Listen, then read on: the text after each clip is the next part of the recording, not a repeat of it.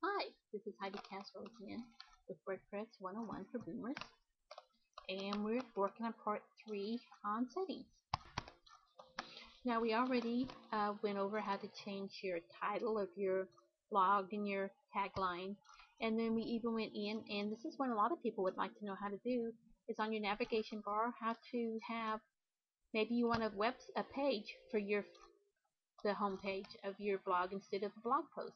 And if you do that, then how do you go ahead and set it up so you can have blogs showing up as a tab on your navigation bar? And we learned how to do that. And we're going to go ahead and learn some more things in settings. As you can see here, you can choose how many blog pages to show, how many posts to show. Because when you scroll on down, if you have one after another, it gets pretty long, and you can have 10 posts showing up. They can scroll down, and at the same time you can have the same number of items show up on your feed, and you can change that, add more, add less, whatever you want it to do.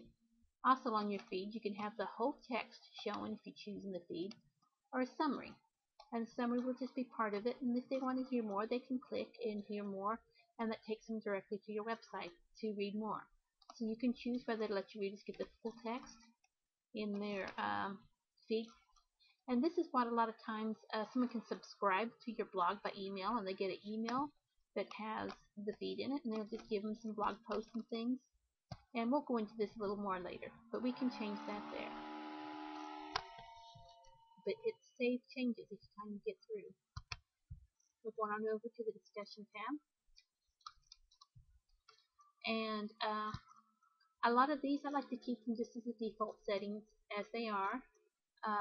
This lets, when anyone posts a comment, I get an email, and then I can hold it for moderation if it's someone that's not posted before, and see if it's something that I make sure it's not just spam going on to, because I don't want you don't want your posts filled with spam. But you can change these things as you need. If you start getting really busy and you have 30, 40, 60 comments coming in on your blog posts daily, I don't know that you want that many emails coming in. You may come back and uncheck that box. But you go ahead, and this is where you make those kind of changes, and just hit save after you make any changes, so the changes will take place. If you don't hit save, they don't change. Over here you also have down here where you can have the avatars that can show up, or the avatar and the other ones that can show up, with if they post, if they're signed in. And you can just have any of these things show up. And this is what's going to show up if they don't have their own showing up with their email address. And you can put one of these in there. We're going to go ahead and leave this section as is.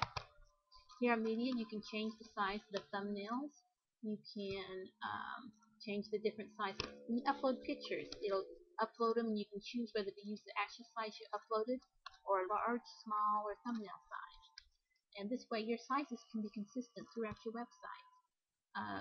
But you can go ahead and change these to whatever sizes you want them to have. I also like to be able to